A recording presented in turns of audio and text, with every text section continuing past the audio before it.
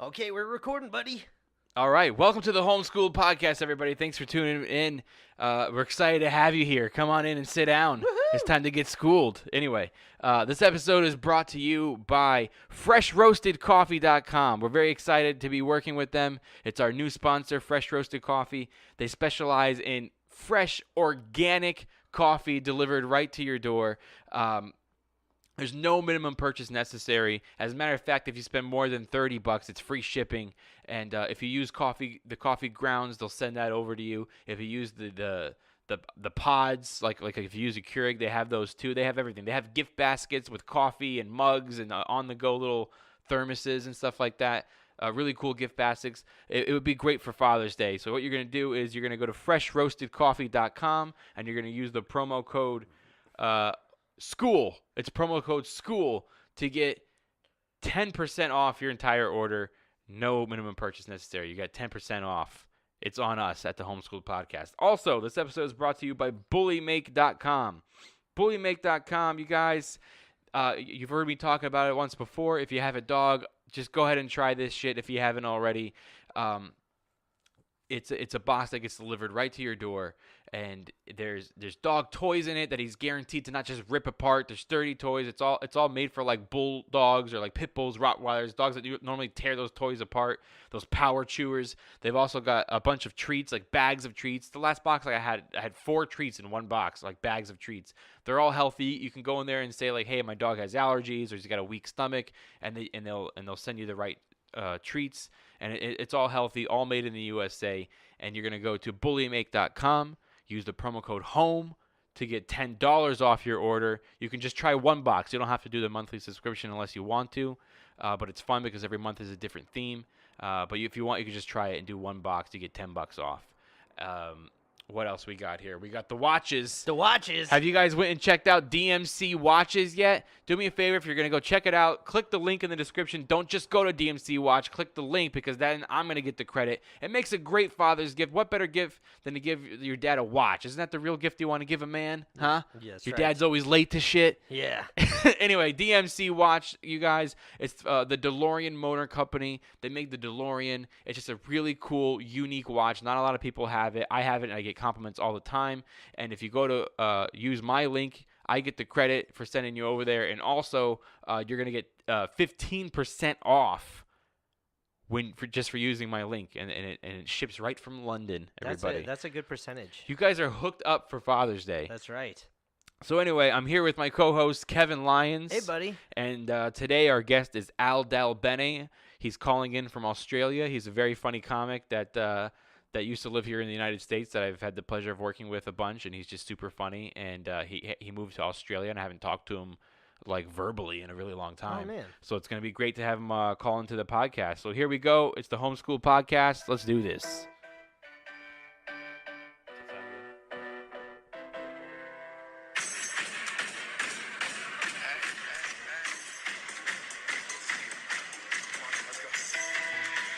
What is this?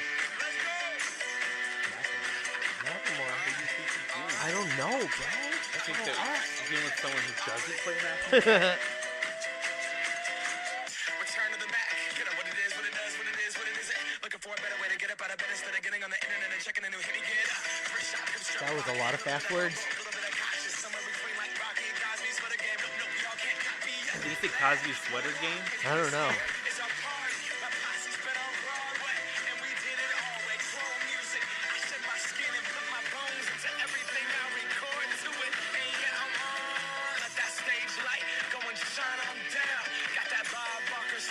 That Bob Barker suit.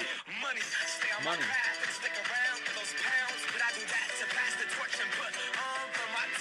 Trust me, on my INDEPENDENT shit hustling. Chasing dreams since I was 14 with the 4-track busting. Halfway across that city with the back question. Labels out here, now they can't tell me nothing. We give that It sounds cool. spread it across the country. Labels out here, now they can't tell me nothing. We give it to the people, spread it across the country. Here we go back. This is the moment. Tonight is the night. We'll fight till it's over. So we put our hands up like the ceiling can't hold us. Like the ceiling can't hold All right. There it is. Hey, how was Vegas the other night? It was cool. I'm glad I went, dude. Yeah. You know, I almost didn't go. Is it because you had to drive back the same night? Yeah, like listen, it's the least I've slept and the furthest I've driven to not perform. You know what I mean? So I was just like, I don't even really need to be there. No, but you were supporting Joey. I was supporting Joey, and I wanted to be there for him. Whether I mean, he didn't need me there either, but it was going to be a part of it. We kind of like here and there like worked on it a little bit together.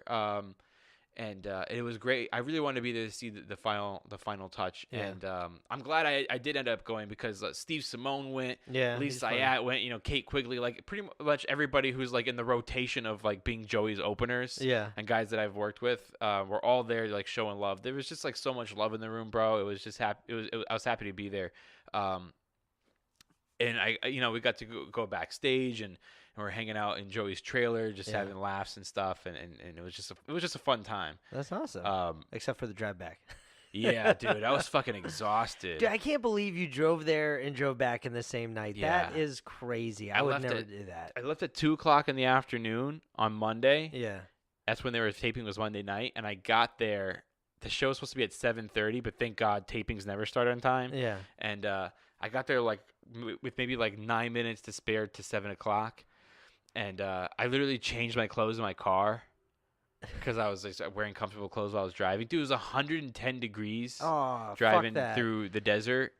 I didn't even run my air conditioner the whole time. Really? You just had the windows down? You know why, bro? Because like, everyone says I'm a fucking idiot, but I have like a newer car, so it probably wouldn't have been a problem. But I'm always so scared when I'm driving through the desert in the heat like that my don't car want is your going to car to overheat. Yeah, that's And then, a like, smart. you've that's seen a other smart people idea. pulled over, and I'm like, because if you're on the AC, you have more chances of your car overheating. Yeah.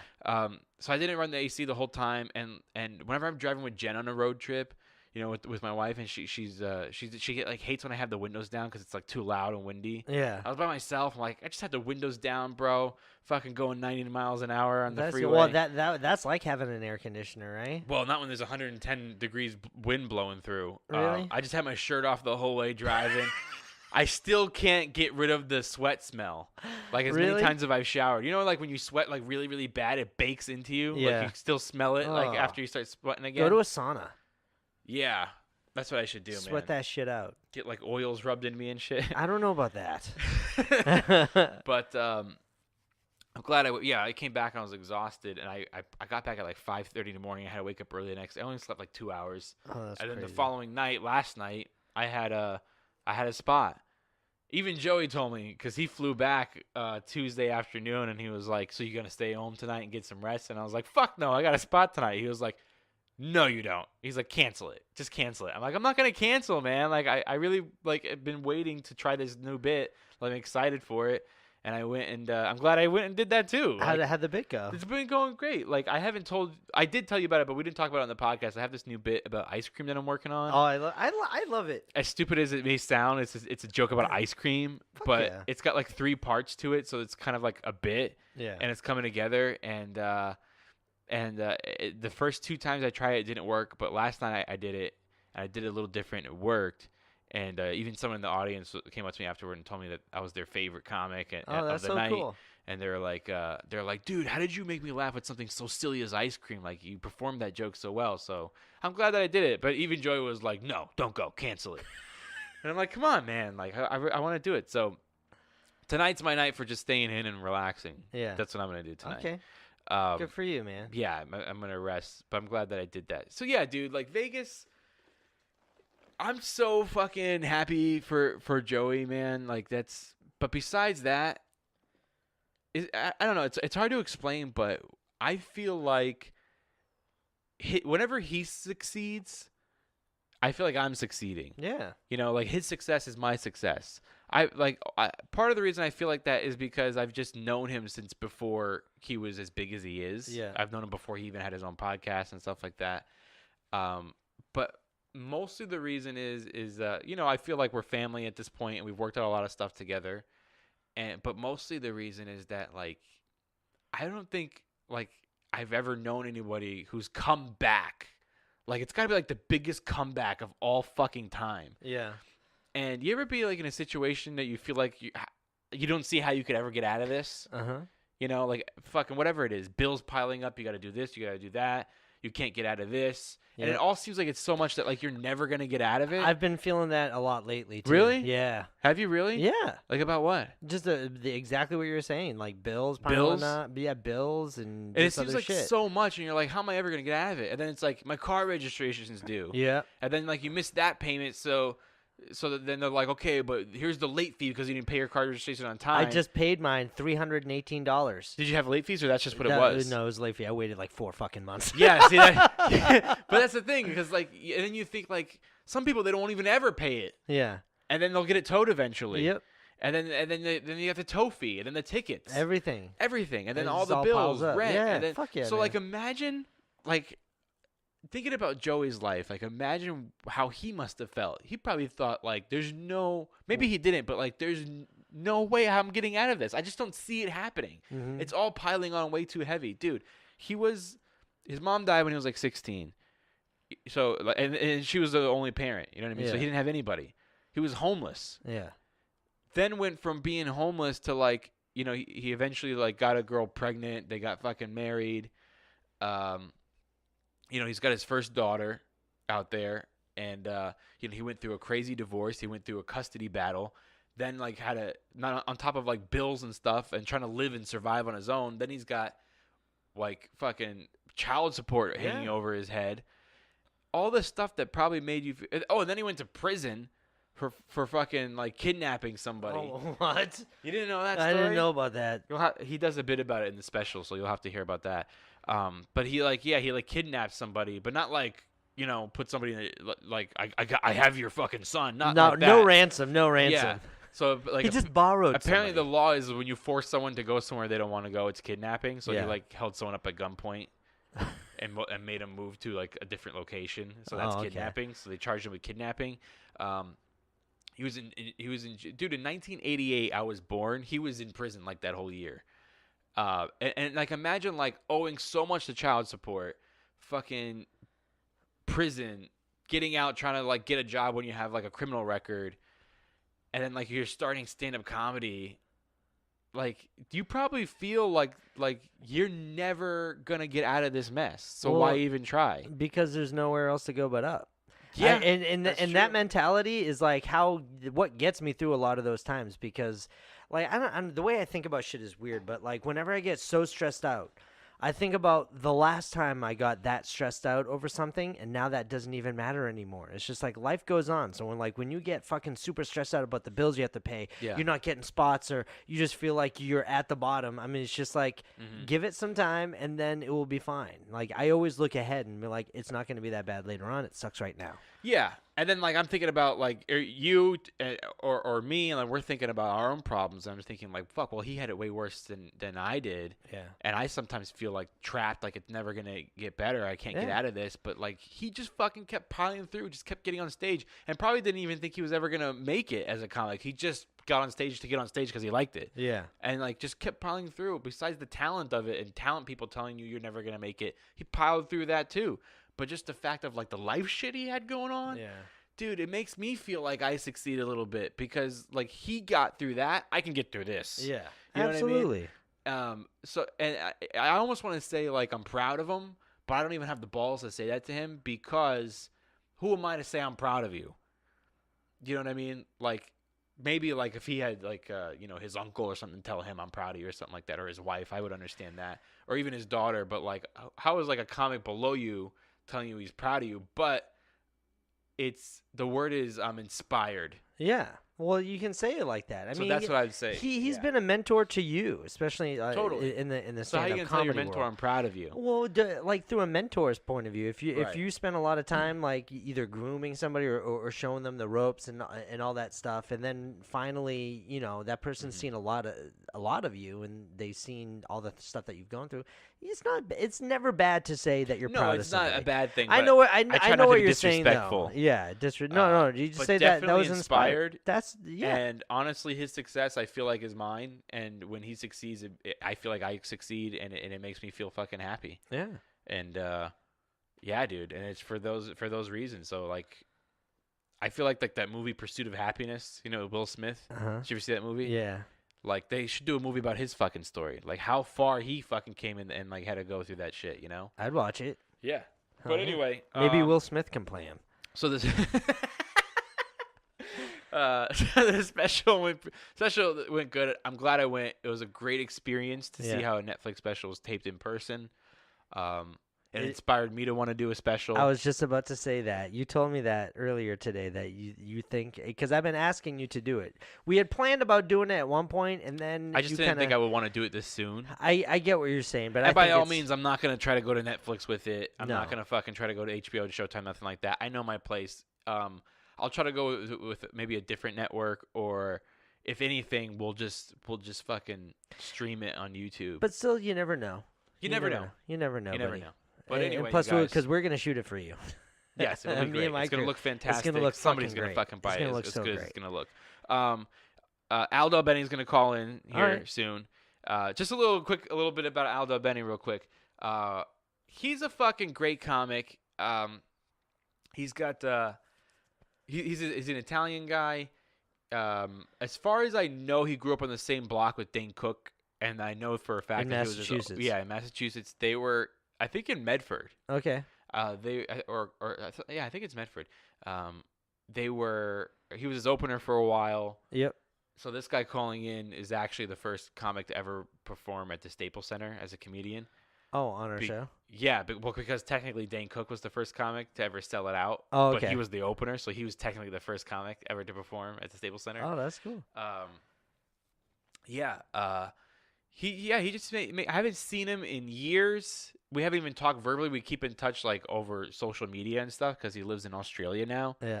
He moved to Australia because his wife's Australian and they had 2 kids together. And I don't know. We'll talk to him about it when he calls, but I think that he just felt that it was better to raise kids there. I don't blame him. Yeah. And probably because they had more family there, on his wife's side. And they talk really cool down there too. Yeah. It'd be funny if like your kids got accents. Yeah. Wouldn't that be weird if you had a little British kid? I'm gonna move to England just to start a family, That's and then hilarious. as soon as they learn to talk and get their accent down, I'm gonna make them move to America. Right. Yeah. It's gonna be so weird. It's gonna be awesome. I'm gonna start speaking to them. I'm gonna talk to them in an Irish accent, so they just think I'm Irish. But That would be great. Like in Back to the Future 3. Yeah, dude. So, and then I think he probably, because like his wife had more family, so he wanted the kids to grow up with family, and then his parents, I think, were all his grandmother. I remember him telling me his not great grandmother, his grandmother was born in the 1800s. Oh wow. Like, yeah, they had his mom had him like really old. Oh wow. He's I don't know how old he is now. He's got to be like maybe like 50 or something like that. So anyway, yeah, he used to have this great bit. Dude, why'd you have to whisper his age? I don't know, because I'm not sure, because I wasn't sure. I don't know. He might Maybe be he's 51, 55. I have no fucking idea. But anyway, he had this bit, which is why I asked him, like, how old was your grandmother? He had this bit where it was such a funny act out where he just said, like, hey, my grandmother was born in the late 1800s. And he goes, like, imagine her, like, shaving her bush. And he would do this act out, and he put on Ave Maria, and he'd start singing it. And then as he has, like, those old-school blades, and he's like, and he, like, shakes off the razor. You have to see him do it in person. It's so funny. Also, I was trying to find this other clip of him doing an impression of, like, Cosby, Arnold Schwarzenegger. Did you find it? I didn't find it. Oh, come but, on. I couldn't find it. I tried everywhere. It's, like, my favorite bit that he does. But I was able to find this other clip. It's like 30 seconds. Let me see if I can get my internet to cooperate here. Cooperate. And I'll show like one of my favorite jokes that he does, which is only like 30 seconds. Is it cooperating? No, it's buffering like a little fucking bitch. Dude, I'm gonna have to like get a whole fucking internet cable box for down here. Yep. It's fucking bullshit. Well, you should just be nicer to your internet. No, it's When a you little come home, bitch. just go up to the modem and just be like, how's your day? You know what this episode is not brought to you by? Fucking Spectrum. Spectrum can lick my nuts. I don't think you'd like that. Good. I hope they don't like it. No, I said I don't think you'd like No, that. probably not. Spectrum probably has like fucking like a cat's tongue. Oh, Like it feels with all, like sandpaper. Ugh. And they lick people's assholes with their sandpaper fucking Oh, man. tongue. Is it done buffering It yet? isn't. I'm sick of thinking about a cat licking my asshole. Yeah, this is fucking bullshit, dude. Let me fucking try to do it one more time. If not, we'll abandon this real quick. Cause just look at that, dude. Just still fucking going. Did you close out the app? It's not an app. Why not? Go to the app. You have the app. I It's don't gonna have work. the app. You don't have the YouTube app? No, I don't. I just go to YouTube directly from my phone. That's so dumb. It takes up too much storage. You one of those people. I don't like the fucking YouTube app. Okay. It doesn't play the shit in order. Anyway, this is not gonna go. I was trying to play a clip. Maybe I'll play it. I'll play it. What is it? What's the clip? I'll I play have it in the YouTube. exit. I have YouTube. It's all right, bro. This is too much of dead air on the fucking pocket. Don't worry. Don't even waste your time. I'll play it on the. I'll play it on the exit of the fucking thing. Hold on. Wait, is it gonna go right now? Nope. Being a bitch. Al Del Bene. Which one is it? The one that John Lovitz presents, Okay. and then you gotta scroll all the way to like the last minute when there's a minute left. So 8:30.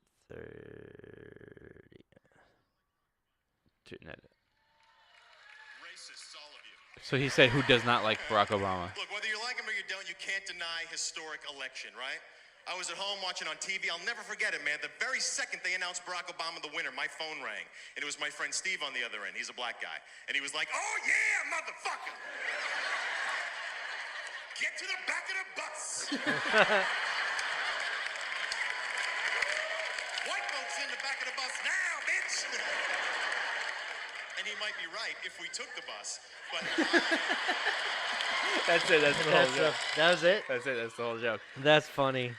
He has so many great bits like about his kids and stuff too. They're like a little bit longer, but That reminds me of, I mean, not in the same context, but it was a funny thing. It was that joke TJ Miller did at the Improv that time. We were there. Do you remember? I don't remember. There was this black comic who went up right before TJ Miller, and he was trying to make this thing that like white people love green bean casseroles. Y'all eat green bean casseroles, green bean casserole. This he kept on talking about it, and then he got off stage, and then TJ Miller goes up, and he goes, "What was that last guy talking about? White people and green bean casserole?" It's like, I only eat green bean casserole one time a year on Thanksgiving, and I only eat half of it. The other half goes to all the homeless black people at the shelter. I just went, oh my god. Oh man, that's hilarious. It was so no. I was there with my old roommate Calvin, and he's black, and I laughed so hard, and it was. I don't just think so I was funny. there with you. No, it was me and Calvin. That's really what funny. It was Wow. so fucking funny. That was pretty quick of him. Yeah, it was so funny. It's almost like he must have followed him before in the Yeah. early show. and Probably. he had it ready to go. But anyway, yeah. So I'm excited to talk to Al Del Bene again. This is gonna be good. Awesome. Let's get him to call. Ring ring.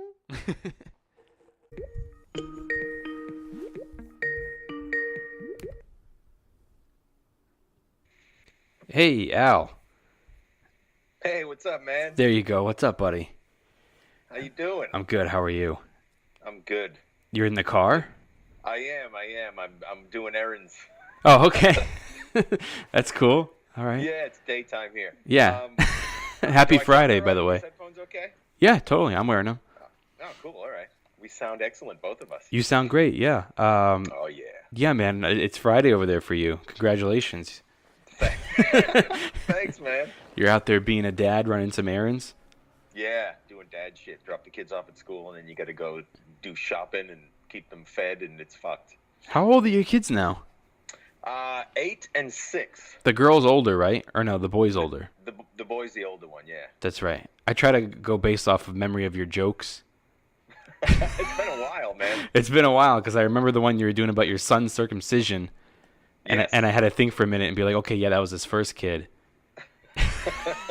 And then you had another joke about going to the gyno, and the guy took the mouse and he rubbed it over God. the vagina. Yeah, you have a good memory. Yeah, you know what I was trying to find, because we actually when we recorded the intro, I played a little clip of whatever I found online of one of my favorite jokes of yours. We Which did was it? we did the Obama one.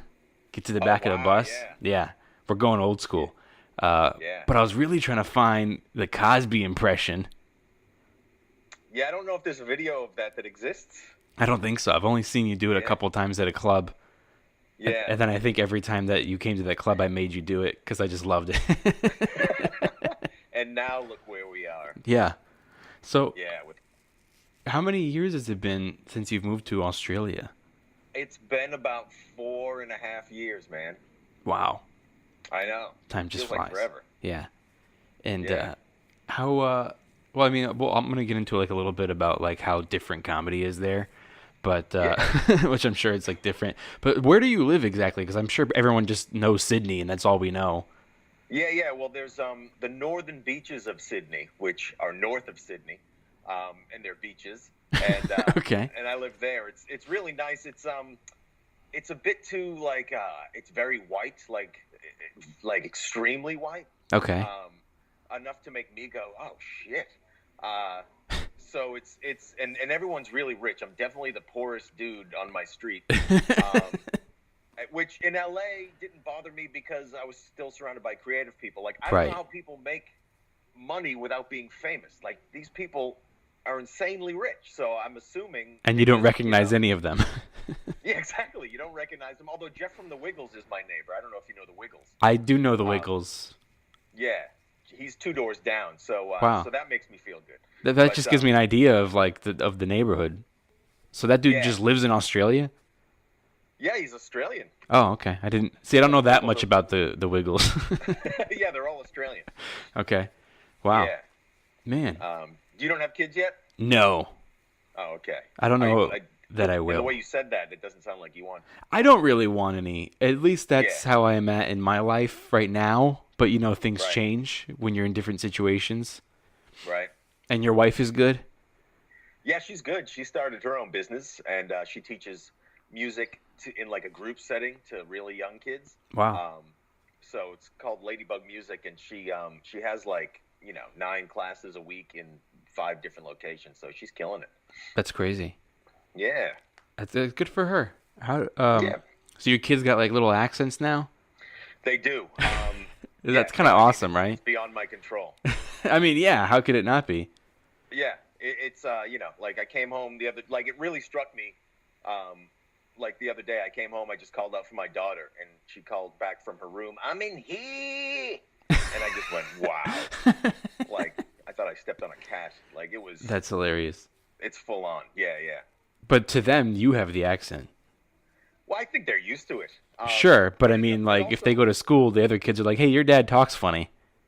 Yeah, exactly. I mean, but in this area too, where I live, there's also a lot of expats, mostly British, because the British pound is so powerful over here. But so there's a few Americans, a lot of British people, so there's a mix of accents. But what blows my mind is I'm always like, God, if we just didn't move here, my kids would sound completely different. Like, I mean, it's a bit like esoteric to think like that, but they say, because over here they don't have ketchup, it's called tomato sauce. Oh, really? And very yeah, fancy. My daughter, yeah, very fancy. And my daughter's like, "Oh, Daddy, pass the tomato sauce." And I just go, "God, if we never moved here, she'd be saying ketchup." It just blows my mind. Yeah, she wouldn't be as formal. Exactly. It's kind of a little nice, rather than just some little American chick with a Valley accent. Yeah, that's the main reason I moved was I didn't want to raise my kids in Hollywood. So Yeah. Well, I mean, and I miss it. You moved to another country, though. Like, it seems like you didn't want to raise your kids in this country. Well, only because my wife was Australian. It was like, if we weren't going to live in Hollywood, we might as well live somewhere that one of us loves. And I like it here too. And it was my idea as well. Yeah. I wasn't dragged here by any means. Sure. But I really miss LA, and I miss you. I miss all my friends and family. Yeah. And but I love it here, and I think it's great for the kids. I mean, we're right on the water. It's a minute walk to the beach. I mean, you moved and you wanted to raise your kids in a place that wasn't Hollywood, but now that you're already there and everything that's going on in the United States, you got to be a little happy with your decision. Like, Well, yeah, especially with school shootings. I'm like, Yeah. that's never going to happen here. exactly. Yeah. That's never so have to great, think about man. I think that's terrific. I mean, you still obviously work as a comic there locally, and you still like when you travel, you can travel out of Australia just as much because you traveled internationally anyway to do shows. Yeah, exactly. I've seen that you've come back a little bit, but mostly like you just went and like I think you have a sister that lives somewhere, or did you go to Boston? Oh, that was I went back. God, when was that? That was two years ago. What happened was Bill Burr came to Sydney, so we hung out. I went. It was hilarious because he already had an opener for his show. Oh, great. But we started together, so I just texted him and I was like, hey, I live in Sydney, and he was like, oh my God, come to the show. I'll put you up. And Nice. It was just hilarious. Like I'll put you up at the Opera House. Like it was nothing. So I went and sort of emceed the show, just sort of impromptu. And Bill and I had a good chat and a good catch up. We hadn't seen each other in years, and he was like, Yeah. oh, come do the Patrice benefit. So I went to New York that year and did the Patrice benefit, and I was supposed to do like 4 more shows with Burr, but there was a big blizzard and he didn't make it. Oh wow. He didn't make it to New York. So all I ended up doing was that one gig. It was phenomenal. And I caught up with people. But while I was there, I took a bus up to Boston and saw some of my family and friends there. So Right. Yeah, that was like 2 years ago though. You're from Boston, right? Yeah. Like Medford area, or? Yeah, Arlington, right next to Medford. Right, that's right. And so you kind of came up at the same time. So with Bill Burr. With Burr And Dane, Cook, Bobby right? Kelly, Patrice, Wow. Gary Gulman, yeah. But isn't Louis C.K. from Boston too?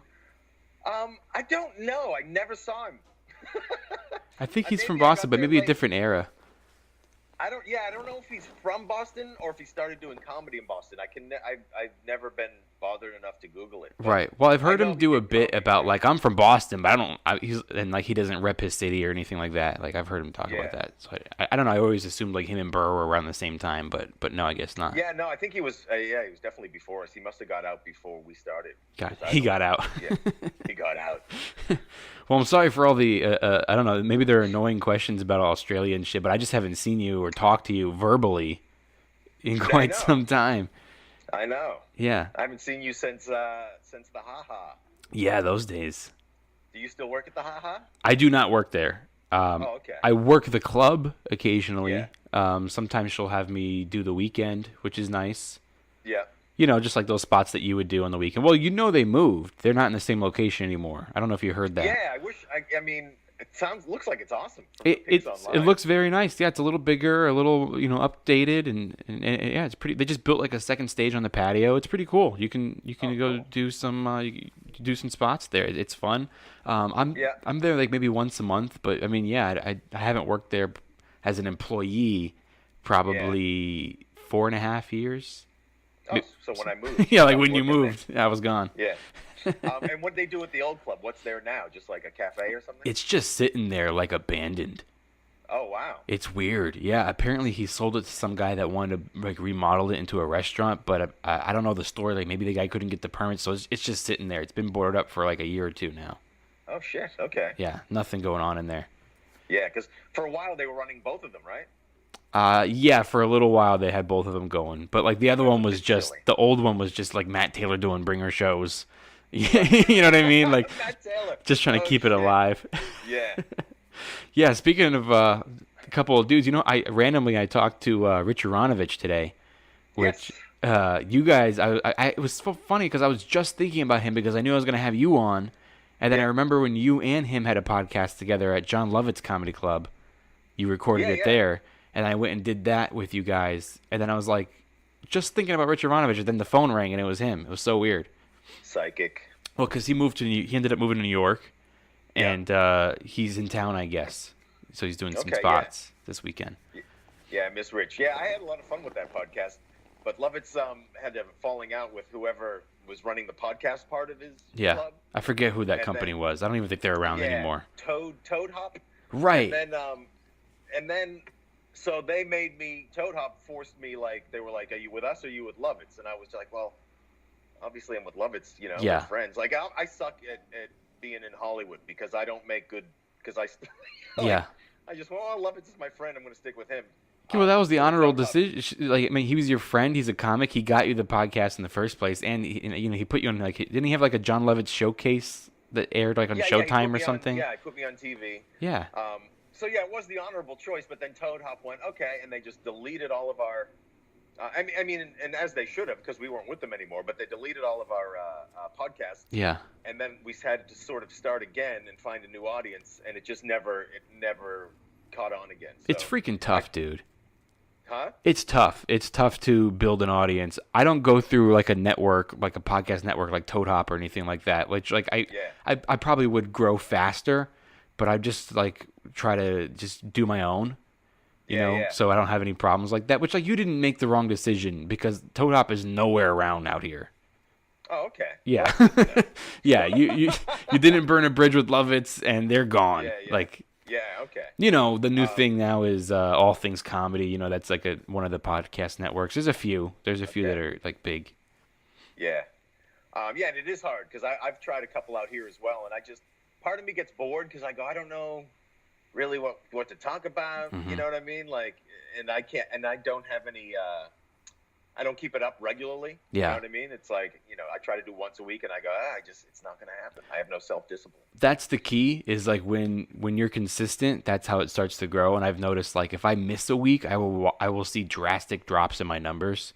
Yeah. Because people that listen to podcasts, they listen to podcasts, you know? So they're all in listening to podcasts. So if you miss one, that's it. They're done. Like they're like we were counting on you and you weren't there. Yeah. You're dead to us now. Yeah, like they're like let's say you have like a fan of like the Ellen show and every day she's there, whatever it is, 4:00 in the afternoon, and then all of a sudden she's not there. You're like, well, what the fuck? Like I watch that every day. What if The Price is Right didn't come on at 10 a.m.? You know what I mean? And it's silly to compare yourself to some of those shows, but if you want to be taken seriously, that's pretty much how you have to run your podcast. And it's tough. It really is a constant uphill battle. I agree. I know. How long you been doing this one? This one has been, maybe 3 or 4 years. But then I stopped for like a little while, and then like I watched my numbers drop, but like consistently, it's been over a year that I've done every week, and now I do 2 episodes a week. Oh, cool. Yeah, I think your phone's kind of going in and out a little bit. Yeah, I don't know, because it should be, hold on, let me just see what happens if I do that. One of us is losing signal. Well, I just lost visual. Oh, am I back? Yeah, there you go. All right. There you go. Hi. So let's say if you let's say if you did have a podcast. So what's the comedy scene like out there? Would you be able to get guests every week, different comics? Like what's going on out there? Yeah, but it's definitely, okay, so you have Australia. It's a country the size of the United States geographically. Okay. With a population of about 23 million, which is less than the population of California. Wow, okay. So the market here is a lot smaller for comedy. So that's why I started doing cruise ships, because I had to. Mm-hmm. And so it's Sydney has a great comedy scene. It's very sort of vibrant, and there's a lot of young comics and a lot of old comics. It's a good mix. Sydney reminded me of Boston. When I first moved here, I went, wow, this reminds me of starting out in Boston, just like a great little comedy community. And the only other cities I've really spent time in other than Sydney is Perth on the West Coast, and they have like an up-and-coming comedy scene too. It's very much comic run. And so, there's one proper club that's amazing to play, but the comics run their own rooms, and they're all fantastic. They're just like young, creative kids just killing it. Of course, and I said this on stage the other night, there's nothing really at stake here. Like, in LA, I miss that, like, every set counts, you know what I mean? Do you? I probably would get sick of it immediately, but because I was smashing the other night. I was killing at some gig at some bar, and I said, God, because then someone asked, because I do questions, and someone said, what's the difference? Like you just asked, what's the difference between America and Australia? And I went, well, the difference is this set doesn't matter. Like, I'm killing, and that's great for me, and it's great for you guys, but nothing's going to change. And if I bombed, nothing would change. Gotcha. So there's that, but it's, and I just, when I moved here, I knew, I was like, you know what? They speak English here. I can do what I do. Yeah, absolutely. And I love that. I just love being able to move to a place and go, yeah, great. I'm a comedian. Let me do comedy. And they go, yep. And that to me is just like magic. You know what I mean? Yeah, yeah, totally. So would you say that it's like less politics in comedy there? No, there's still politics. It's just different. Different politics. I think so, because in LA, yeah, I don't really know how to explain it, but there's always going to be like in Sydney, it's Century Entertainment, and they run comedy in Sydney. So if you're in with Century, you're doing okay, and if you're not, you're sort of just doing all the comic run rooms and stuff like that. So there is politics, and there is like, I'm just an old white guy, but I'm American, so I stand out here. Mm-hmm. There's a lot of old white Australian guys out here that aren't in with Century just because they don't. But I have a point of difference, which is good for me. So Century like me, and they use me a lot. So yeah, I mean, like anywhere else, it's cliquey and whatever. But there's a strong scene in Sydney. I think if you came back even for a weekend, you would already be sick of Los Angeles. Like I said, I just talked to Rich Aronovich today, and he was like, "Hey man, I went to this club and I saw this guy who books the room that like I've known for years." And I said, "Hey, what's up, man?" And he just said, "Yeah, I'll get to you." Oh my god! and Rich Aronovich was like, "I'm so glad I don't live here anymore." Yeah. So you're probably right. But I miss like the adrenaline rush. I Yeah. miss, when I say it, it's like, emceeing at the Laugh Factory on a 10:30 show on a Saturday night. I think that's the best show in the world. 10:30 on a Saturday at the Those Laugh late Factory. shows, yeah. And I was MC there for like 5 years, and I mean, it was just fucking exciting. Yeah. Working with guys I grew up idolizing and just the best in the business. And Yeah, totally. it was just, I was high from it. The factory might have changed a little bit since you left. Who was like booking it back then? Was it just Jamie or one of his like managers? Yeah, he had a manager. Was it Cecily? She used to just send out emails. That's right. I still get the emails. I'm still on the list. So I still get the avails emails. That's great. And when I first moved here, I thought of going, hey, you can take me off this. And I went, that would be stupid. Yeah, just keep on it. Yeah, stay on it. So if I'm ever back in LA, I can just answer and go, hey, I'm available. Yeah. And then maybe they'll throw me some gigs. You might even have a check sitting over there waiting for you. Oh, I'm sure I have a bunch of checks because I think they air certain things on like Xbox Live, or That's they right. used to. And you used to get money for that. I never... Huh? Yeah, you totally do. Yeah, and I never thought to pick up any of those checks, so I'm sure there's probably thousands. They there got that their I just YouTube wanted. channel now, and he makes you sign a contract when you get past there to get paid, and so they are taking a percentage and allowed to use your video. So now he's got a huge YouTube channel, and I'm sure that you got checks over there. Yeah, because I remember there was one set that ended up online, because it was the same. When I got past, I had to sign a contract back in 06 or whatever that was, and 07, and you forget that they're constantly taping. So you're up there trying new shit, and then I get like an email from someone who saw me on like PS4, and he's like, "Yeah, that was funny," and I'm like, "Jesus, I was trying out new shit." Like, I forgot that this stuff's being broadcast all the time. Right. But if I'm getting paid, fair enough. Yeah, if you're getting paid, like he doesn't want you going to his club and doing new shit anyway. Right. Working out new shit. It was like a Tuesday night or something. I think I saw that YouTube video. It's still up. Oh yeah. Yeah. Oh yeah. They're not taking that down. All right. Yeah, I think you did the one about your son's circumcision there. Yes, I did do one there, and I got. It was funny. I don't know why I remember this, but I got tweeted at by a porn star that was like, "Hey, good for you. No one talks about circumcision," and I didn't know it was such a hot button issue. But I was being congratulated by this porn star who now, now when I watch her videos, I go, oh, she likes me. I got into like a little discussion about circumcision. Your joke reminded me of that when I was watching it the other day. I got into a discussion about circumcision with someone, and they were trying to convince me that it's better to not do it, and which there was like a whole argument like thing going, and because I don't know if you know this, but there's guys now that are like complaining that their parents circumcised them and they feel abused. Yeah, they had no say. They had no say in it, and I was kind of calling them crybabies a little bit. You know what I mean? Yeah. And just being like, bro, just fucking say thank you. You know what I mean? Like, and then of course, like some guys who are not circumcised were kind of like, maybe upset by my comments. I was just joking around, and they said some things, and they said like, oh, it's better. Sex feels better. Like, I don't doubt that sex does feel better for the guy. But then someone else was trying to tell me girls prefer it too, and I was like, bro, girls are being nice to you, and they told you that. I think in America, girls prefer you to be circumcised. In Australia, it's totally uncommon now. Well, because it's just uncommon. But if they tried it, boy, they wouldn't go back. No, I think they used to do it. It was as common as it was in the States, but I think they realized, because I think there is kind of no reason for it. I've changed my mind on it. I mean, I'm glad I am. Do you want your skin back? No, I'm never gonna sew it back on. Actually, I saw this thing. I forget what was it on, like Penn and Teller's bullshit, and there was some guy.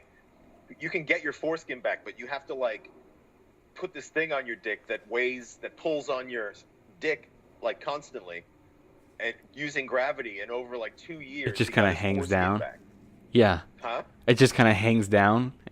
Yeah, it's like this weight that just clamps around all your. I don't know, but. Well, that's already naturally working for the balls. Exactly. You know.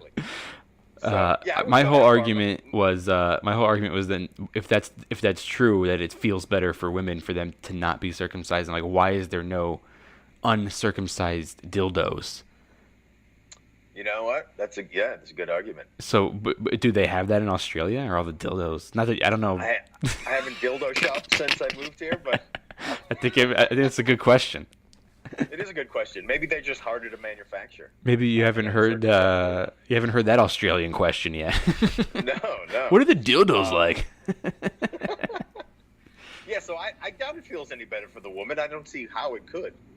Yeah, I don't. get that for a guy it would, because you have an intact, your dick's intact. You have everything working. I totally get it for a guy, but I don't know if it makes a difference for a chick. But neither one of us are chicks. So what the fuck do we know?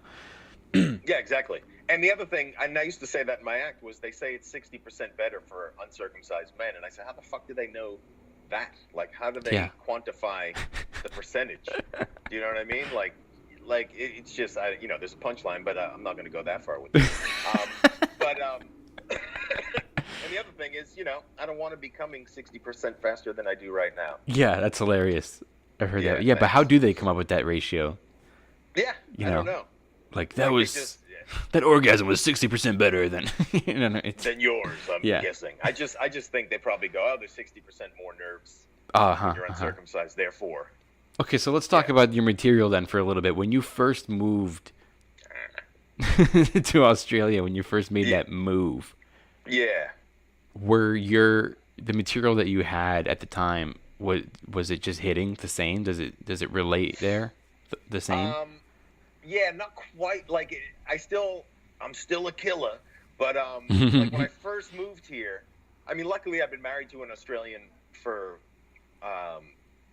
14 years when I moved here, so I knew a bit about the culture. Okay. So I knew what I needed to change. The only difference is like, my crowd work, I like to think used to be really fast and really good and like in the States. Okay. But here it's slightly different because me and my audience, we don't share a common childhood or common references. Gotcha. So like something that's going to pop up in my brain real quick might not hit as good as it would in the States. Oh, that makes sense. Yeah, so the off-the-cuff stuff suffered a bit, and especially because, if you go, hey, where you from, they say these words that you've never heard, Woollamaloo, and you're like, fuck, I don't even know where that is. But, so basically over these 4 years, I've written like a little introduction. So my first 3 minutes are sort of like, hey, I live here now. I'm American, but I live here now. Don't hate me. Okay. Here's what's different about America and Australia. And then I just do my act. So I just need to do this little disclaimer at the top so they like me. Gotcha. Because I was traveling with the Sydney Comedy Festival a couple of years ago, and we did a show. You do big theaters and stuff when you do that, and it's a lot of fun. We did a show in it was Tasmania, and I hit the stage, and I said I'm American, and immediately this old dude, he wasn't Australian, he had some weird accent like Eastern European, and he just starts yelling at me, warmonger, fucking warmonger. Oh Jesus. And I was like, what the fuck? And I got mad. So I went at him, and I was so mad, I went at him, I stopped because I thought maybe he's fucking crazy. He had his wife with him. She looked scared, so I felt bad. Yeah. So I sort of contained myself, went on with my act, and I was proud of myself because I used to just get mad and torch the entire set. But I cut it back. I had a great set, so much so that people thought that I planted him. Like, the audience were coming up to me afterwards going, was that made up? And I was like, no fucking way. Yeah, that was weird. He ended up leaving halfway through the show just because, he was so upset. God, that's weird. Warmongerness. Yeah, like, just because I'm from America, it's like, bro, I'm a comedian. I'm sitting up here trying to make you laugh. Do I look like I'm trying to start a war? That's exactly what I said. I go, oh, yeah, look at me, traveling the world spreading laughter. What a dickhead. And so there is a bit of that. Like, sometimes when you go further out in the country, for me, there's and as a white American male, I'd never experienced that in America. But I come here, and there's a bit of, like, crossed arms in the audience, like, oh, fucking American, and they're a bit like, oh, prove it, like, make us laugh. Yeah. It's a bit of an attitude because they have this chip on their shoulder, like, you think you're fucking better than us. So I do my best in the beginning to go, like, no, I live here, I love it, blah, and sort of kiss their ass a little while at the same time making fun of them. That's my goal. I don't know. I think that's probably that's the same everywhere. You know what I mean? When you make fun of someone in an audience or in an audience, you always kind of like you make fun of them in a kissing their ass sort of way to not lose control of your set. Yeah, because it's an interesting dynamic. The whole status thing as a comedian, you can't be too high status because you're trying to make them laugh.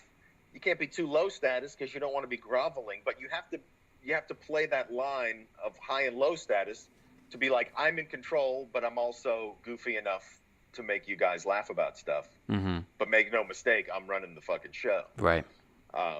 So yeah, it's interesting. As I've gotten older in comedy, it's like that kind of stuff really interests me. Those dynamics with an audience. Yeah. So like mostly the only thing that was a big change was the crowd work. Material overall pretty much stayed the same. Yeah, exactly the same. In fact, like I'm a bit ashamed of myself because in the 4.5 years I've lived here, I've probably only written about 15 minutes because I had this backlog of shit that no one's ever seen in this country. Oh, that's such a good point. So like loophole, man. Yeah, I did like 4 festivals because festivals are huge here because there's not a big club scene. So I did like 4 festivals in a row without writing a fucking lick of material because I just had so much that no one's ever seen. Yeah. So that's crazy. I'm starting to feel guilty and starting to kick myself into writing gear again. Because I was going to ask you the 15 minutes, let's say that you did write there. It's probably not even very like Australian heavy. Like you can come here and do it, and it's probably gonna be fine. No, actually, it's very Australian heavy. Oh, is it? Okay. Yeah, because I. Well, that's good. You needed it. Yeah, when I went back to do the Patrice benefit in New York, I kind of went, oh shit, like I can't do any of my new stuff because it doesn't make any sense here. Like they don't give a fuck. So I ended up just doing like, an old 15 minutes. Actually, no, I did 2 years ago. I had a full hip replacement. Damn. So I do have 15 minutes on that I can do anywhere. That's pretty funny. Yeah, that's going to be universal. The stuff about your family's going to universal, your kids, all that stuff. What about like the Obama joke, Barack Obama? Do you kind of scrap that? I scrapped it, but I did it. I did it until Trump was in office, and maybe even a little after because I'm so lazy. And what I found was it was very hit and miss. Where in the States, it just smashed every time. Here, they don't know, and there's no reason they should know. They don't know how to act. They don't know how to act toward American racism or jokes about American racism. It's so ingrained in our culture. Like in LA, we get it. We know what we can joke about. We know, pushing the line, whatever. But here, it's really foreign to them. And they know it exists, but I feel like a lot of times they don't feel like they have permission to laugh at it. They just sort of sometimes freeze up about it. Wow. Yeah, it's interesting. So I dropped it obviously too because it was just untimely. It was like, all right, I really have to stop doing this now. I mean, it's been 8 years. 16. What? How long? Yeah, 8 years. So I was really milking that fucking joke. It was a good joke though. So the whole Cosby thing that's going on right now has obviously reached all the way over there. Yes. And I I brought my Cosby impression back. You'll be happy to know Yes. because while I talk about my hip operation, I talk about getting knocked out, where they put you to sleep, you know. And I ask members of the audience, you know, clap your hands if you've been knocked out for an operation. I pick somebody and go, "What'd you have done?" And a lot of times they say wisdom teeth, and I'll go, "You don't have to get knocked out for wisdom teeth. They can give you a local anesthetic for that. You may have been molested." Yeah. And I go, "Was it Dr. Cosby? Was that his name?" Oh, And that's then I just do hilarious. this- Yeah. And then I just do this little, "I'm going to put you to sleep, and then I'm going to put my penis on your face to sleep." And just do this silly thing. You know But what's I have funny? cold He right is a now, so- doctor. I know. That's what's great. He actually is a But doctor. is he an honorary? I thought he was. I don't think it's honorary. I think he has. I think he has it. He has a PhD in what is it? Rape? No, what is it? Like like I think he was going to school to be a psychiatrist. Oh, okay. That makes sense. I mean, it's horrible, and it breaks my heart. And I mean, it's not about me, what's happened with him, obviously, but he was one of my heroes. Me too. It really does break my heart too. Yeah, and you just go, fuck. But I will say he's inarguably the funniest serial rapist in the world. Has to be. I think he has to be, but I Yeah. think he is a very brilliant comic, and Oh, yes. I grew up watching Bill Cosby himself, that special from the Yeah. late '80s. Oh, it was just brilliant. it was All of his brilliant. records were brilliant. Mhm. Yeah, it like hurts my heart that these things happen. And I actually went and saw him maybe a year before all that went down. Oh, wow. I went and saw him in San Diego. He was doing an outdoor theater, and it was just an unbelievable experience. I mean, he has no openers. He's just got a chair sitting on the stage, and he walks out there, sits down, and does 2 hours. Wow. No cold open, no MC. Yeah. And it was all material I've never heard in my life. It was all brilliant. And then he just like, "All right, guys, after 2 hours, thank you so much," and just walks off stage, and that's the end of the show. Yeah. It That's was amazing. Yeah. It really is sad. But Yeah, I don't I think know. he's ever gonna go to prison. Well, I don't know. I don't know. But it's like, and that's sort of like, to me, it's not everybody in Hollywood. But once I had children, I got very protective, and I knew that Sure. stuff like that went on. Mm-hmm. And that's why I was like, I'm going to get the fuck out of here because, I don't want my young little children being manipulated and whatever else. Fucking good for you, man. Thanks. So yeah, real quick, you mentioned you do some cruises now. So where do they go? Do they go out of Australia? Yeah, they a lot of them just do like South Pacific Islands and stuff. It's like Numia and God, I don't even know. They're just these tiny little desert islands almost. Not desert, but tropical islands. You go away a So, week at a yeah. time? Huh? Do you go away a week at a time? They vary anywhere from 2 days to the longest I've ever done is 11 days. And I find it very, it's hard to do. The shows are great, but then you have 23 and a half hours a day to kill. Mhm. And as a comic with not much self-discipline, it's like, I bring workout clothes that never come out of my suitcase.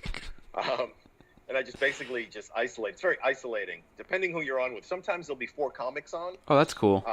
and you can hang and have a blast. And sometimes it's just you and another comic, and if you don't necessarily get along, it can be lonely. Mm.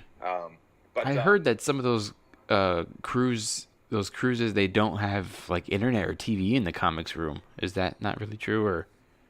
well, on this one, no, we have TV and we have internet. It's just frustrating. You just pay money to hate it because it's very spotty. Yeah. And as it should be. But this day and age, it's just like you expect internet everywhere. Right. It's like I'm in the middle of the ocean. How come I can't get the fucking internet? Yeah. But you just load up. Like I have a iPad. I just load it up with movies and shows and just do it that way. Mm-hmm. But I've changed my mindset because like it's weird.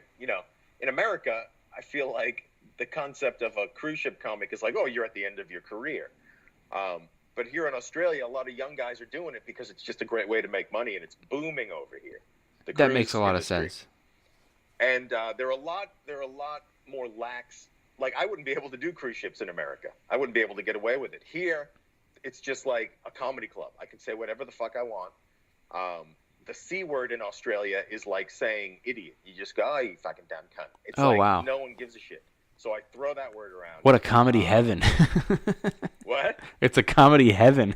Oh, it really is for that. It really is.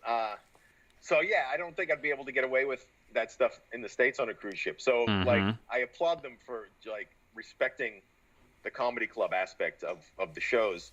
That's great. But it is, you know, there's a corporate element to it that bugs me, just because you are working for a bigger corporation.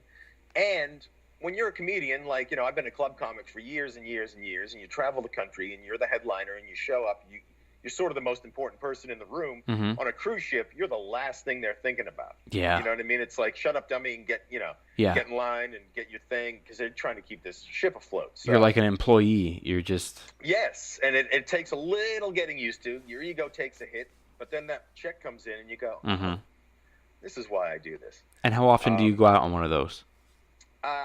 Once or twice a month, depending on the time of year. So one a month is like, you know, all you need to live on. And then at the beginning of the year, because summertime here is, you know, November to February, and there are two or three ships in port, so you get a lot more work. So you just take it so you can fill your bank account right at the beginning of the year. It's great for Christmas time and shit. So yeah, and like I said, audiences are great, shows are great. It's just the lifestyle of being on those ships and trying to fill your time and not wanting to kill yourself.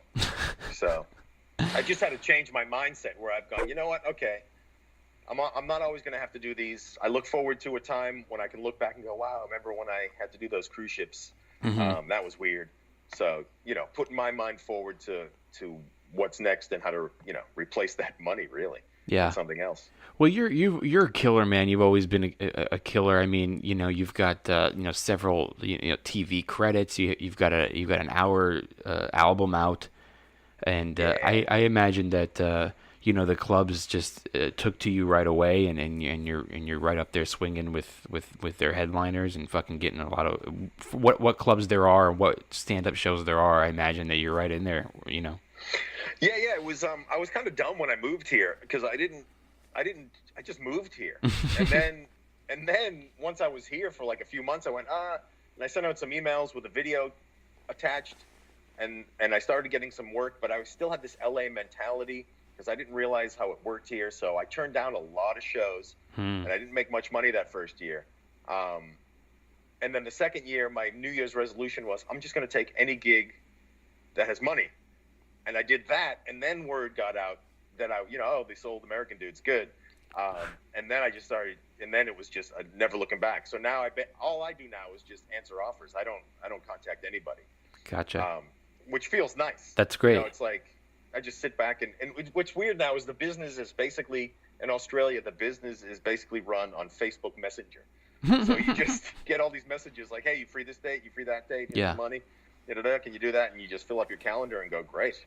That sounds like a comedian's version of vacation. Like, you don't have to do all the work of hounding bookers trying to fight for, you know, your rent, and they're all coming to you, and you still get to perform and do what you love. It sounds great. It is, and it does sort of feel like vacation, which is why just recently now it's like, all right, I gotta, like, if I can do this just sitting on my ass, what can I do if I put forth some effort? So that's my new goal, is like, all right, I've started hitting the gym again, and just like, you know, let me get into fighting shape, and, you know, even start auditioning for shit out here, you know, movies and commercials and stuff, and just to, you know, get back in the game, because I've literally just been doing comedy and just been doing what's been offered to me. So yeah, it has felt like vacation, and I feel a little dirty.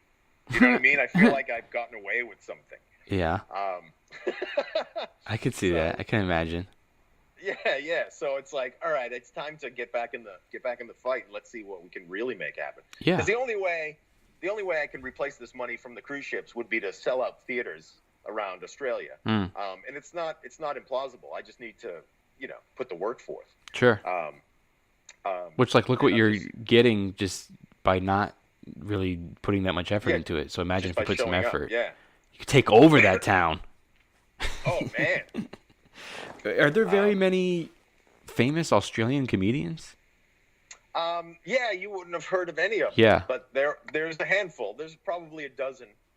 And what was funny was one night I was headlining. They have these. I don't know how to explain them. They have these RSL clubs, and their return. RSL stands for Return Servicemen League. So it's like an American Legion. Do you know what I mean when I say American Legion? Not really. It's like a pub. It's like a bar that's set up for old veterans or something, right? Okay. Except in Australia, each one of them is just a casino, just huge. So if you're headlining an RSL, you're in a theater that seats probably 500-600 people. So I'm there and I'm headlining this RSL, and there was an Australian legend comic like the next theater over doing some corporate thing. So the booker runs over and asks him, would he come over and do a spot? So and it was hilarious because so I headline. I had my CDs I was going to sell, but this guy goes up. His name is Jim Owen, and he's hilarious. But I just noticed that I've never heard of him. I've never seen him in my life. But the look on everybody's face when he hit the stage, like it's so weird when someone's not famous to you, but they're famous to everybody else. You know what I mean? Yeah. Like he got up there and people were just like, oh my God. And even the other comics were like losing their shit. And I was like, to me, he was just like a really funny dude. But they were just like, fuck. And it was a very interesting phenomenon to me because I went, wow, I've never heard or seen this guy. And people are losing their minds. That's crazy. So that was kind of fun. Because like you said, like Australia is the size of America, but with, with the amount of people in it that are less than California. Yeah. So when they see someone that huge, it's even more, like it's like their Jerry Seinfeld walked in, but it's even more like the odds of them seeing him are very rare. Right. Exactly. So yeah, so they went nuts, and because he went on after my headline said, I didn't bother selling any CDs that night. So yeah, I hear you. I was a little upset about that. But that's interesting. Well, yeah, I can't imagine. That's it's a little extra money. Right. So, but it's like the same thing over there then. So someone that big, if they walk in, they have pull. Like they'll be like, hey, listen, you got bumped by whoever. Yeah, not because it doesn't really. There's no. The scene's not like that. There's not enough of a scene. Like this was a fluke that this guy happened to be in the next room, like emceeing some corporate thing or whatever. Gotcha. So the booker just ran over and took a chance. Like there's not enough of a scene for big comics to sort of bounce around. In Sydney there's the Comedy Store, which is the only club, and it's in a part of town called the Entertainment District, which was the old Fox Studios, and it's sort of just separate from everything. So but they call it the Comedy Store? Huh? It's called the Comedy Store? Yes. Oh, interesting. Yeah, the Sydney Comedy Store, and it's not anywhere convenient, so it's not the kind of place that people just show up to. So it doesn't really happen here. It's almost more of a politeness. I think if a big comic's going to come to like a room that has regular comedy, they'll call the guy first. Yeah. They go, hey, I'm thinking of showing up tonight. They'll go, great, come on by. Right. Yeah, they don't just pop in. It's weird, but yeah, but there's not enough of a scene for them to do that. I imagine you missed that a little bit. That there are several clubs that you can just pop into if you wanted to go out for the night. There's comedy every night of the week, but it's all it'll be at different pubs and stuff, and some of them are amazing. Like that's some cool. of them, they're great comedy rooms. Yeah. But they're not excuse me, they're not standalone clubs. They're just comic run rooms that have built up over the years. Yeah, I'm sure. I mean, the entertainment in your town, there's not really much else to do. Like, I'm sure it's easy to get a good room going. Yeah. If you got a good spot, a good location that's like walkable and stuff. Because a lot of people in Sydney don't have cars either, which is weird to me. Because fuck, you need a car here. Yeah. Really? Yeah. Wow. At least I think. I mean, I travel a lot. Some people, if you're just going to work and back, you can take ferries and buses and trains, but it's like I'm going out west and shit. So, but yeah, a lot of people get away without that, which surprises me because it feels more like LA than New York out here. Really? Yeah, as far as like the layout goes, it's fucking spread out. What they call Sydney is the Sydney proper, and then you can drive 40 minutes west to Parramatta, and they still think they call themselves Sydney, and you're like, well, real Yeah. to get here. Well, I'm starting to lose you a little bit. You're starting to buffer. I'll probably let you go because you're just sitting there in your car, probably running errands in the middle of the day. And yeah. I made port network connection. Yeah. Yeah, you got a ported network connection. So I'll let you go. I hope it's not too hot in the car. You've just been sitting there the whole time. I've been masturbating this entire time. Oh, okay, good. Good thing this podcast is just audio. But it's good to see your face, man. It's good to see you too, man. Thank you for taking the time out of your, afternoon. It's nighttime here, but I'm glad. Thank you for taking the time out of your day to do pleasure. this. It's great. It was great to talk to you. I'm gonna take this is gonna be weird, but I take a picture of each comic. So I'm gonna take a picture of the screen right now, just to give people an idea. Oh yeah. Here we go. Perfect. Looking sexy. Let me make sure I get that it's an actual laptop. Perfect, dude. There you go. Thank you so much for calling in, man. I've been wanting to have you on for a long time, and I'm glad it worked out. I got to read some shout-outs and do the sponsors here, and so I'll let you go. All right, brother. Good Pleasure. Good talking to you. I'll look you up when I'm back in L.A. Please do. All right, man. All right, perfect. See ya. See ya.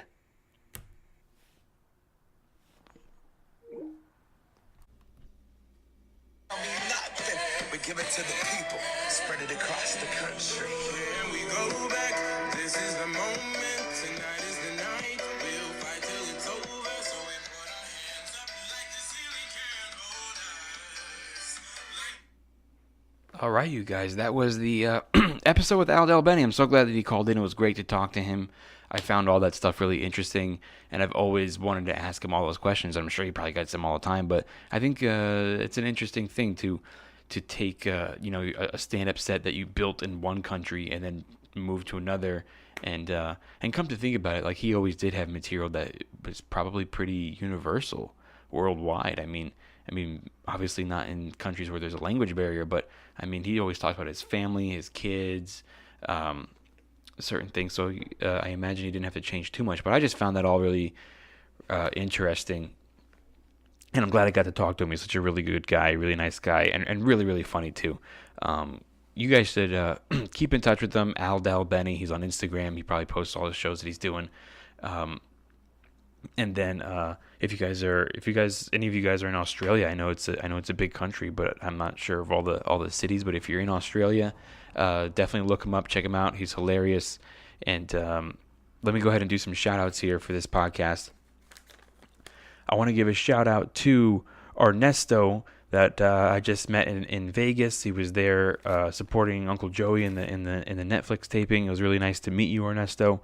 I want to give a shout out to Spee, or on Twitter it's SP and a lot of O's, so that you know who you are. I want to give a shout out to Morris, to Jamie Bartley, Eddie Gossick, and of course Uki Spooky, who was also there. It was great hanging out with her at the Netflix taping. I'd also like to give a shout out to Tango Hotel Charlie, or on Twitter he's Street Villain, Jim Nunya, Mr. Harrison, and Joel Loves Purple. Joel Loves Purple. Those are the shout outs for this episode, you guys. Thank you so much for any of the online support and just being cool and liking or retweeting or commenting, whatever it is you guys are doing, or listening to the podcast. Everybody listening to the podcast, I appreciate you guys so much. Make sure you subscribe, tell a friend. If you listen on iTunes, make sure you give us the 5 stars and leave a little comment. It helps so much. It's crucial. It's crucial, guys. Also, I'm putting all these podcasts little by little up on YouTube. So if you prefer to listen to podcasts on YouTube, they're there. Trying to catch up on that. I need more subscribers on YouTube so I can, when you get to 100 subscribers, you're able to have a custom URL, so it's easier for everybody to find me. So that'd be great if you guys can help me out with that. Also, don't forget bullymake.com. They send you a box to your door. It's for your dog. You got treats, you got toys for the power chewers. They're not going to chew them up. It's healthy treats. You're going to use the promo code HOME to get $10 off your first box. Also, freshroastedcoffee.com. You're going to use the promo code SCHOOL to get 10% off your entire order. No minimum purchase necessary.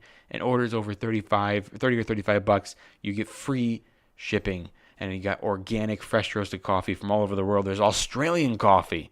There's Brazilian. There's Argentinian. There's everything. There's green coffee. Just healthy stuff.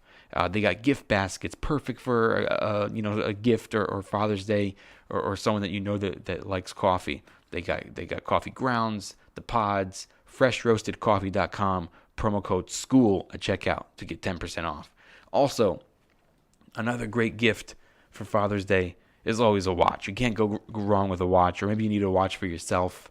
It's dmcwatch.com. If you use the link in the description of the podcast, copy and paste it, that's going to take you to the website, and I'm going to get credit for sending you there, so you're supporting the podcast. And on top of it, you're going to get 15% off. Those watches, DMC, DeLorean Motor Company.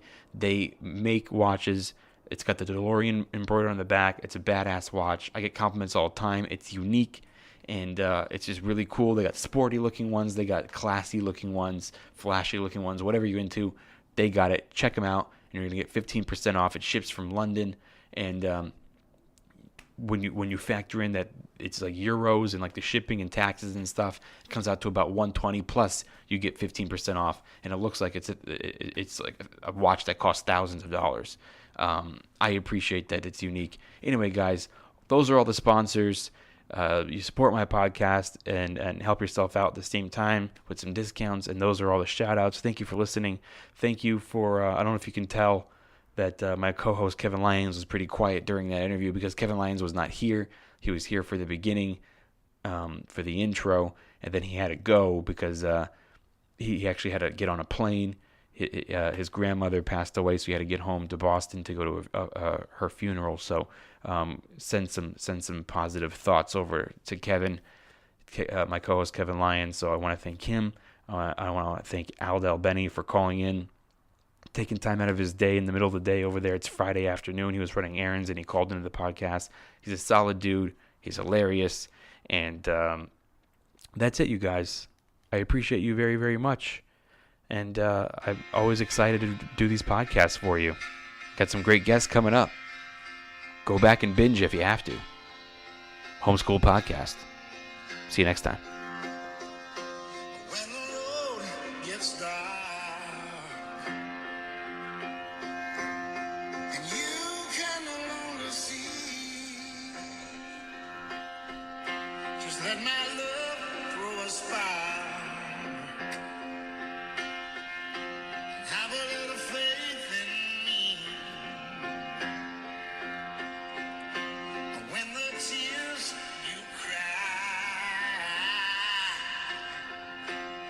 are all you can believe, just give these loving arms a try, baby, and have a little faith in me,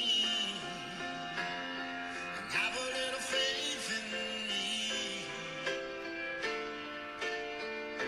and have a little faith in me,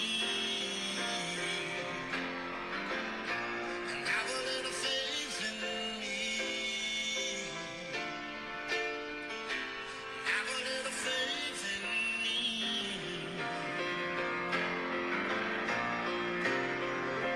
When you're a secret of heart,